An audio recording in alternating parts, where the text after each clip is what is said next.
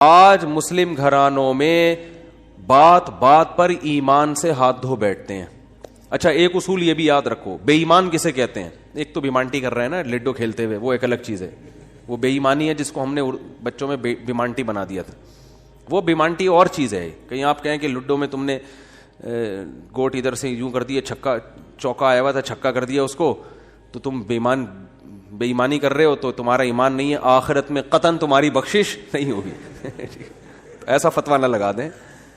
بے ایمانی کو بیمانٹی کہتے ہیں ہم لوگ. اب آپ لوگ پتہ نہیں کیا کہتے تھے, ہم تو بیمانٹی کر رہے ہیں بھائی. تو یہ وہ بیمانٹی نہیں ہے. یہ جو جس بیمانٹی کی قرآن بات کر رہا ہے نا, یہ کیا مطلب؟ اللہ کے وجود کا انکار کیا جائے, یا اللہ کے ساتھ کسی کو شریک مانا جائے, یا اللہ کے کسی پیغمبر پر اعتراض کیا جائے, یا اللہ کا کوئی حکم جس کے بارے میں آپ کو 2 اور 2 4 کی طرح معلوم ہے کہ یہ واقعی اللہ کا حکم ہے, اس حکم پر اعتراض کیا جائے. کیونکہ یہ تمام چیزیں اصل میں اللہ کا انکار ہی اس سے لازم آ رہا ہے, انکار ہی لازم آ رہا ہے, گویا آپ اپنے آپ کو اللہ سے بڑا بنا رہے ہو. تو یہ ہے کفر. دوسری بات یہ کہ اسلام میں احکام کا مدار زبان پر رکھا ہے, زبان پر. آج لوگ چھوٹی چھوٹی باتوں پہ زبان سے کلمہ کفر نکال دیتے ہیں, اور وہ سمجھتے ہیں کہ اس سے ہوگا کیا. ہمارے ہاں جو لبرل گھرانے میں پیدا ہونے والے بچے ہیں نا, ان کو ذرا سی ٹینشن ہو تو فوراً اللہ کو برا بلا معاذ اللہ کہنا شروع کر دیتے. بعض لوگ غموں سے پریشان ہو کے گناہ کرنا شروع کر دیتے ہیں, سمجھتے ہیں کہ یار میرا تو حق بنتا ہے, میں تو سٹا لگاؤں گا, میں تو ٹینشن میں آیا ہوا ہوں, میں تو شراب پیوں گا, میرے ساتھ یہ ہو رہا ہے تو میرا تو بھائی آپ پیو گے تو یہ نہ سمجھو کہ اللہ آپ سے خوش ہو جائے گا کہ جی آپ کو ایک غم آیا تھا, اس غم میں آپ نے چونکہ شراب شروع کی ہے ٹینشن ختم کرنے کے لیے, تو اب اللہ کو ترس آئے گا, نہیں اس پہ شراب کیا ہو گئی ہے, معاف ہو گئی ہے, یہ بیچارہ اس کا کیا بنتا تھا, رائٹ بنتا تھا, اس کو تکلیفیں اتنی دی ہیں. ایسا نہیں ہوگا بھائی, اس خوش فہمی میں مبتلا مت ہونا. یہ اصول ہے, اللہ کا قانون ہے, یہ قرآن سے پتہ چلتا ہے, حدیث سے پتہ چلتا ہے. اللہ کو جھکنے والا بندہ پسند ہے. جو اللہ بنانا چاہتے ہیں نا اپنی مخلوق کو, وہ کیا بنانا چاہتے ہیں؟ میں تمہارے ساتھ اچھا سلوک کروں برا سلوک کروں, تم بندے ہو, بندے بن کے رہو, ٹھیک ہے نا, کیا رہو, تم نے بس دعا ہی مانگنی ہے, اللہ یہ سب میرے ساتھ جو ہو رہا ہے یہ ٹھیک کر دے, میں ٹھیک کروں نہ کروں, تم نے ساری عمر کیا کرنا ہے, بس یہی مانگنا ہے کہ اللہ ٹھیک کر دے, اللہ محتاج ہیں, اللہ یہ بھی ٹھیک ہو جائے, اللہ یہ بھی ٹھیک ہو جائے, اللہ بے روزگار ہوں روزگار دلا دے, میری مرضی روزگار دوں یا نہیں دوں, نہیں بھی دوں تم نے یہی کہنا ہے اللہ دلا دے. ساری زندگی اسی دعا میں گزارنی ہے تم نے, چاہے میں تمہاری دعا قبول کروں چاہے تمہاری دعا قبول نہ کروں, کیونکہ تم بندے ہو, میں خدا ہوں, خدا تم تھوڑی ہو, تمہاری تھوڑی چلے گی زمین پہ. بہت سے لوگ یہ فالٹ ہے, دعائیں نہیں قبول ہو رہی تبھی تو وظیفوں کی طرف جاتے ہیں. اولاد نہیں ہو رہی, کوئی وظیفہ بتا دے, او بھائی دعا مانگ لے, اولاد کہہ رہے دعا تو مانگ کے دیکھ لیا ہے, وہ تو ہو ہی نہیں رہی, تو کوئی ٹیکنیکل طریقہ ہو اولاد کا, سے کیسے ہو جائے گی بھائی, ٹیکنیکل طریقے تو نہیں ہے. یونس علیہ السلام جب مچھلی کے پیٹ میں تھے, کتنا بڑا غم لگا نا آپ کو. یونس علیہ السلام مچھلی کے پیٹ میں, تو اللہ سے آپ نے دعا مانگی, وظیفہ نہیں پڑھا ہے. وظیفے پڑھنا بھی جائز ہے, اگر کوئی قرآن آیتیں ہیں تو کوئی گناہ نہیں ہے, لیکن جو اصل جو اسلام کی روح ہے وہ کیا ہے, دعا. تو یونس علیہ السلام نے مچھلی کے پیٹ میں دعا مانگی, لا الہ الا انت سبحانک. دیکھو حضرت یونس علیہ السلام, ہمارا جو مزاج ہے نا وہ کیا ہے, یونس علیہ السلام کئی سال اپنی قوم کو تبلیغ کرتے رہے ہیں, قوم باز بولو نہیں آئی. حضرت یونس کو یقین ہو گیا اس قوم پہ عذاب آنے والا ہے, تو آپ نے اللہ سے نہیں پوچھا, اس لیے کہ آپ کا خیال تھا بھئی یہ عذاب تو آئے گا, تو میں اللہ کے خوف سے اب بستی کو پہلے چھوڑ دیتا ہوں. میں آپ سے یہ اجتہادی خطا ہوئی, یہ اجتہادی خطا ہوئی کہ بھئی اللہ کی پرمیشن کے بغیر آپ نے قوم کو کیوں چھوڑا. حالانکہ اس اجتہادی غلطی کے پیچھے جو اس کی بیس تھی وہ بیس بہت اچھی تھی, وہ اللہ کا خوف اور اللہ کی خشیت. اللہ کے عذاب سے بھاگنا یہ تو حکم ہے نا, فنٹر بننے کی تھوڑی اجازت ہے کہ جہاں عذاب آ رہا ہے تو کھڑے رہو وہاں دیکھو, ایسا تھوڑی ہے. قوم لوط پر جب عذاب آیا تو جو اہل ایمان تھے ان کو حکم تھا پیچھے مڑ کے بھی نہیں دیکھنا ہے, اس عذاب کو دیکھنے کی بھی اجازت نہیں, ڈرو اس سے بھاگو. جب قوم عاد قوم سمود کی بستیوں سے نبی گزرتے تھے تو چہرے پہ کپڑا ڈال کے جلدی اپنی رفتار بڑھاتے تھے. بھئی یہ اس عذاب کو اپنی آنکھوں سے بھی نہ دیکھو, خوف پیدا ہوتا ہے اس سے. تو اتنا زیادہ آپ صلی اللہ علیہ وسلم خوف زدہ ہوتے تھے. تو اللہ کے عذاب سے تو دور بھاگنے کا حکم ہے. تو اب یہاں کیا ہے کہ کیا بات چل رہی تھی یار, حضرت یونس علیہ الصلوۃ والسلام اللہ کے عذاب کے ڈر سے اپنی قوم کو چھوڑ کر نکل گئے. یہ بیس بالکل ٹھیک ہے بھائی, جب اللہ کا وعدہ بھی یہی ہے کہ جو قوم ایمان نہیں لے کر آئے گی تو میں اس کو تباہ کر دوں گا. تو حضرت یونس علیہ السلام کو خیال ہوا کہ بھائی یہاں سے نکل جاؤ. جب بیٹھے ہیں کشتی میں, کشتی ڈوبنے لگی تو ملا نے کہا بھائی وزن کشتی میں زیادہ ہے, ایک آدمی کو نیچے اترنا پڑے گا ورنہ سب ڈوب جائیں گے. کون اترے گا بھائی؟ قرآن اندازی ہونی چاہیے. قرآن اندازی میں نام کس کا آیا؟ یونس علیہ السلام. تو بتاؤ ہم ہوتے, ہم کہتے ساری زندگی تبلیغ کرتا رہا, اب جب عذاب آنے والا ہے تو اللہ کے خوف سے ہی نکلا میں, اس کا صلہ یہ مل رہا ہے کہ ڈوبنے والا کون ہے؟ بولو, میں ہی ہوں. بھائی مجھے تو زیادہ پروٹوکول, اللہ تعالیٰ کو 6 کشتیاں میرے لیے پہلے سے سمندر میں رکھنی چاہیے تھی نا, کیا ہو گیا؟ یونس علیہ السلام کی جگہ ہم ہوتے تو بھائی ہماری حالت کیا ہوتی ہے. اللہ جیسے تبلیغ میں ہم میں سے کوئی گیا ہوا ہوتا 4 مہینے کے لیے, 4 مہینے کے لیے تبلیغ میں نکلے ہوتے, اللہ کے راستے میں واپس آ رہے ہوتے تو پتہ چلا کچھ یعنی کنوینس ہی نہیں مل رہی, پولیس والے پکڑ کے لے گئے, کسی کیس میں بند کر دیا, تو کیا وسوسے آتے ہیں دماغ میں. جیسے حج کرنے گئے نا, ایک آدمی حج کرنے گیا, لٹ گیا وہاں پہ نا جیب کتروں نے تو وہ کہہ رہا ہے اللہ میں نے تو سنا تھا حاجی تیرے مہمان ہوتے ہیں, تو ہم نے تو دنیا میں کسی کو نہیں دیکھا کسی نے اپنے مہمان کس کی یہ انسلٹ کی ہو ٹھیک ہے نا, ہم نے تو نہیں دیکھا. میں تیرا مہمان بن گیا اور کچھ بھی نہیں بچا میرے پاس, سب کچھ ہی لٹ گیا. تو جلا ہوا آدمی تھا. تو یونس علیہ السلام کی جگہ کوئی اور ہوتا, ہم جیسے نالائق ہوتے تو ہم کہتے اللہ ساری زندگی قوم کی مخالفت لے کے تبلیغ کرتا رہا, اپنا تن من دھن لگا دیا, نہ کاروبار کی طرف توجہ, نہ کوئی پیسے کمانے, جو روکھی سوکھی ملی کھا لیا. پیغمبروں کا تو کوئی اجرت بھی نہیں ہوتی, وہ تو بالکل ہی اللہ توکل پہ چل رہے ہوتے ہیں. اے اللہ غربت میں وقت گزارا, کبھی کھانے کو ملا نہیں ملا, بس تیرے دین کو فوکس کیا. اب جب عذاب آنے والا ہے تیرا اس قوم پہ تو تیرے خوف سے نکلا میں, جو تیرا ہی حکم ہے کہ مجھ سے ڈرو, میرے عذاب سے ڈرو. اب کم از کم کوئی 2-4 کشتیاں یا ہوائی بحری جہاز کوئی کھڑا ہوا ہوتا میرے استقبال میں, اور اگر نہیں تھا میں نے اپنے خرچے سے پہ کشتی لی ہے میں نے, ٹھیک ہے نا. ذمہ داری کس کی بنتی تھی اللہ؟ ذمہ داری تیری بنتی تھی کہ کشتی کا انتظام تیری طرف سے ہو. بھائی گورنمنٹ اگر کسی فوجی کو کسی مہم پہ بھیجتی ہے, اب جو امریکہ کے فوجی افغانستان آئے ہوئے ہیں ان کو باعزت واپس نکالنا کس کی ذمہ داری ہے؟ بولو نا, امریکہ کی ذمہ داری ہے نا. تو تبھی تو فوجی کہہ رہے ہیں بھائی تم نے ہمیں عزت کے ساتھ جب بھیجا ہے تو عزت کے ساتھ پٹھانوں سے بچا کے نکالنا کس کی ذمہ داری ہے؟ یہ امریکہ کی ذمہ داری ہے نا. تبھی امریکہ قطر میں کوشش میں لگا ہوا ہے کہ بھائی یہ کسی طرح اپنی عزت بچا کے واپس آ جائیں گے. اور بالکل صحیح کر رہا ہے امریکہ اپنے لحاظ سے, اس کا فرض بنتا ہے جب آپ نے فوجیوں کو بھیجا تو واپس بھی تو لے کر آؤ نا ان کو. تو بالکل میرے بھائی یہ بات ذہن میں آ سکتی تھی یونس علیہ السلام کے کہ اللہ یہ سب میں نے تیرے لیے کیا ہے, اب تیرا عذاب آ رہا ہے تو مجھے تو یہاں سے فرار ہونا ہے بستی سے, تو کشتی کا انتظام کرنا میرے ذمے نہیں ہے بلکہ کس کے ذمے ہے؟ تیرے ذمے. چلو میں نے اپنے خرچے پہ کر لی. اب اے اللہ تو خود ہی اگر ڈوب رہی, اول تو ڈوبنی نہیں چاہیے, تجھے تو یہ طاقت ہے کہ 100 آدمی بھی کشتی میں بیٹھ جائیں, جب تک تیری مرضی نہیں ہوگی کشتی کلٹی بولو نہیں ہوگی, یہ نہیں کلٹی ہو سکتی. دوسری آزمائش تو نے یہ آزمائش میں ڈال دے گی, کشتی کلٹی ہو رہی ہے. اور اگر کلٹی ہو بھی رہی ہے تو ایسے نالائق لوگ اس کشتی میں بیٹھے ہوئے ہیں کار آمد تو صرف اس میں یونس علیہ السلام تھے, باقی تو سارے نالائق کیونکہ مشرک لوگ تھے, سارے بت پرست, پان گٹکے والے, سگریٹ والے, تمباکو والے, سارے اس میں بیٹھے ہوئے ہیں. وہ تو پتہ نہیں کیا کیا نشہ کرتے ہوں گے, سارے ایک نمبر کے چور یہاں بیٹھے ہوئے ہیں کشتی میں. تو اللہ ان میں سے کسی کو تو خود ہی جو ہے نا ڈلوا دیتا. اور قرآن اندازی ہو رہی ہے تو نام کس کا آ رہا ہے؟ میرا نام آ رہا ہے, جس نے ساری زندگی تبلیغ کی.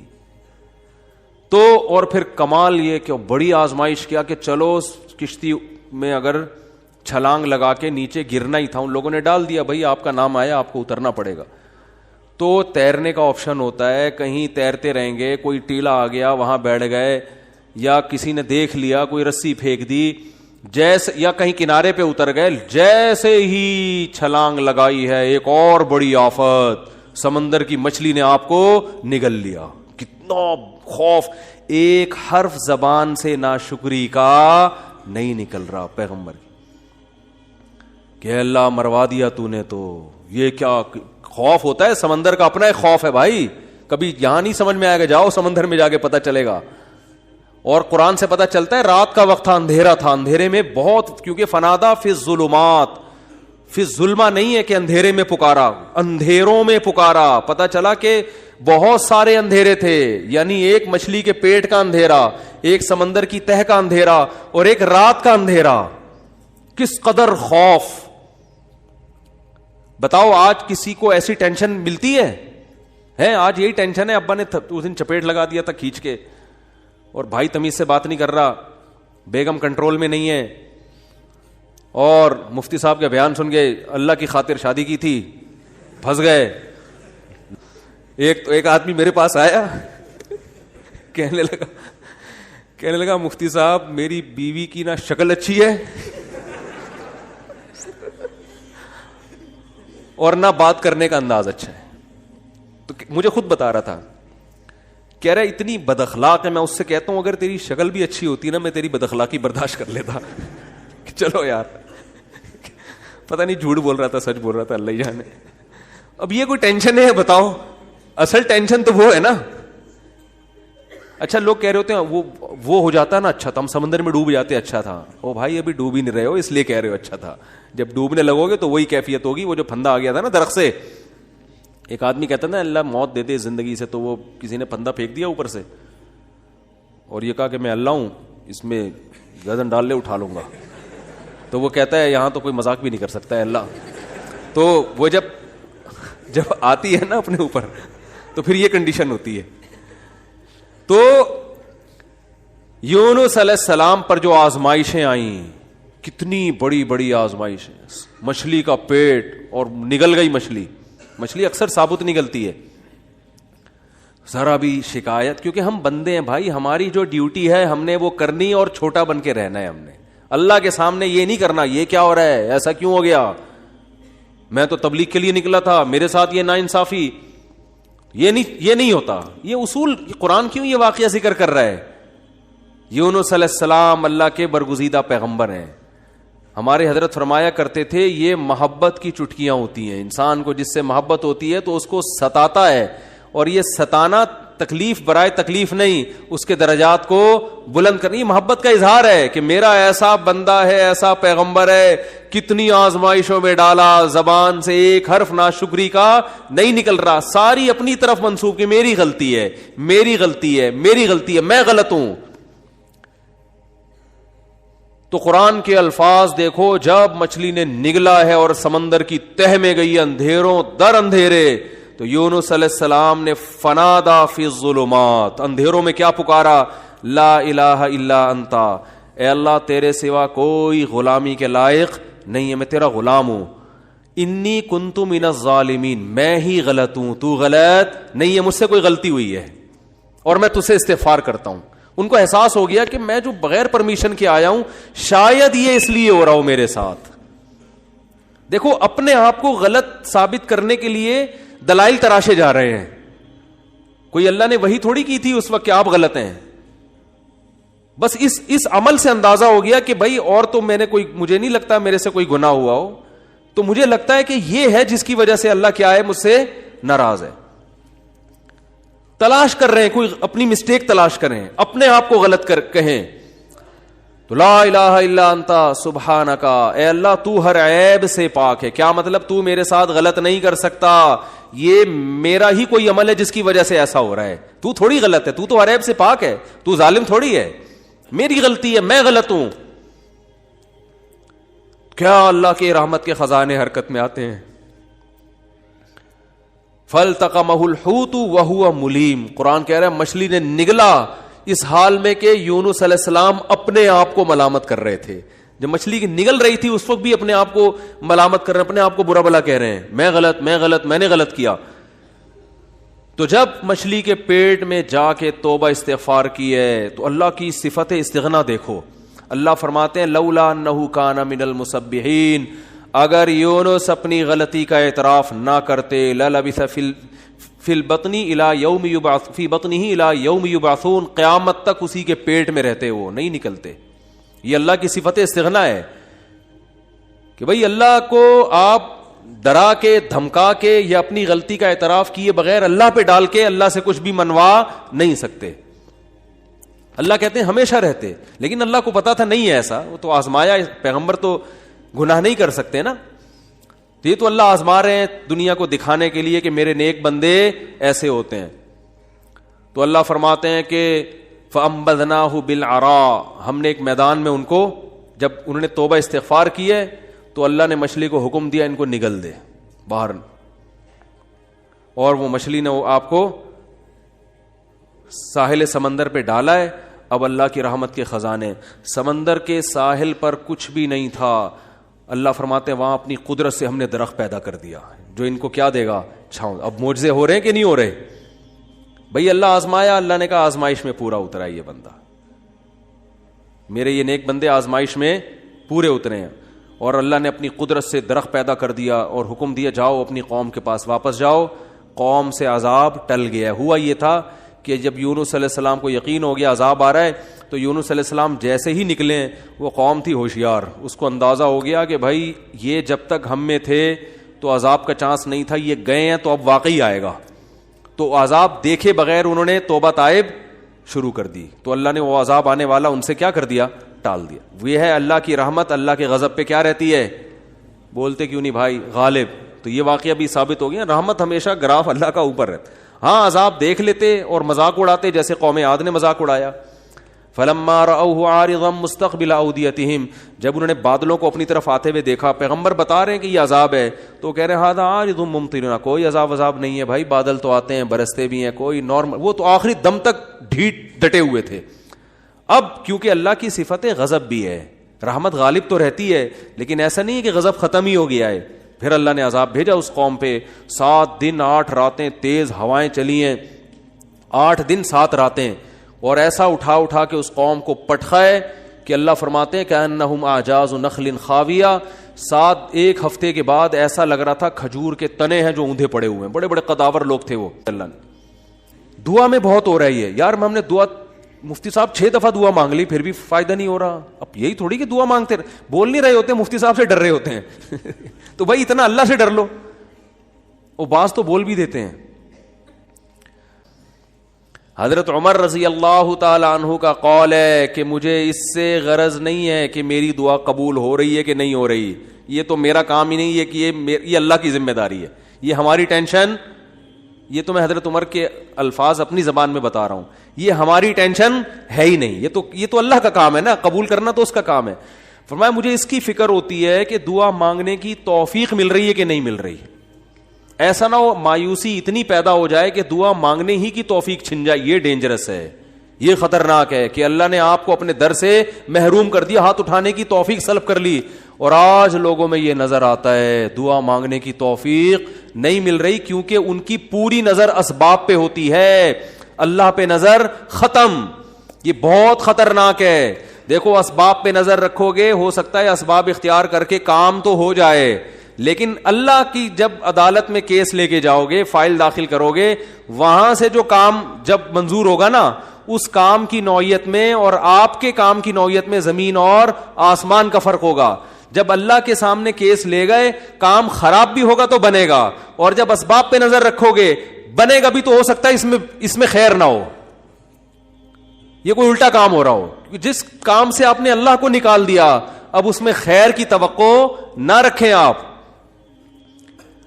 آپ بیمار ہوئے, صرف دواؤں پر اکتفا کیا ہوا ہے آپ نے, اللہ سے دعائیں نہیں مانگتے اور ضرورت بھی محسوس نہیں کرتے کہ چھوڑو یار, جب میں آگمنٹن کھا رہا ہوں, جب میں یہ سیرپ پی رہا ہوں, تو گورے بھی تو ٹھیک ہوتے ہیں نا بغیر دعا کے.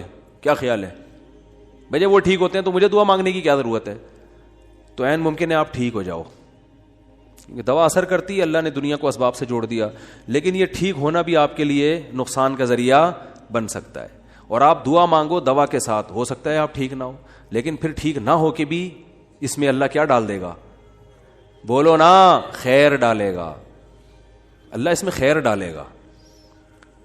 جیسے یونس علیہ السلام کو مچھلی کے پیٹ میں اللہ نے داخل کیا ہے ان کے درجے کو اور بلند کرنے کے لیے. اگر یونس علیہ السلام کے ساتھ یہ مچھلی والا واقعہ نہ ہوتا تو شاید یونس علیہ السلام کا ذکر قرآن مجید میں نہ ہوتا.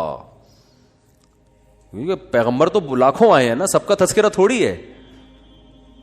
اور نبی صلی اللہ علیہ وسلم نے حضرت یونس کی فضیلت الگ سے بیان کی ہے. فرمایا لا تفضلونی علی یونس, مجھے یونس پر فضیلت مت دو.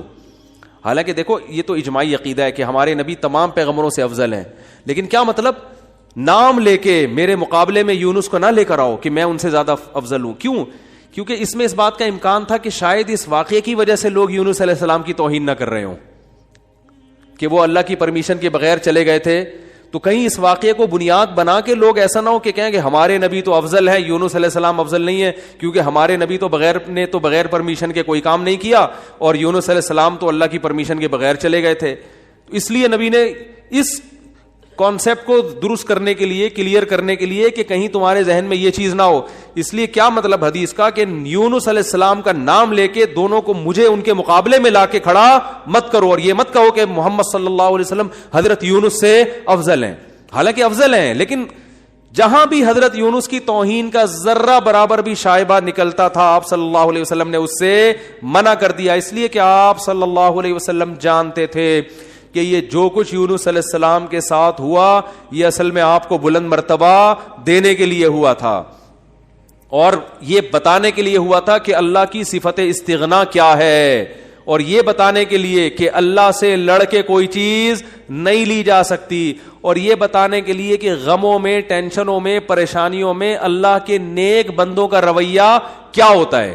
اور میں آپ کی جنرل نالج کے لیے ایک بات یہ بھی بتا دوں کہ جس کا یہ لائف سٹائل ہوگا نا وہ ٹینشنوں میں بھی خوش رہے گا. ویسے ہی ٹینشن ختم کر لیتے ہیں اللہ اس سے.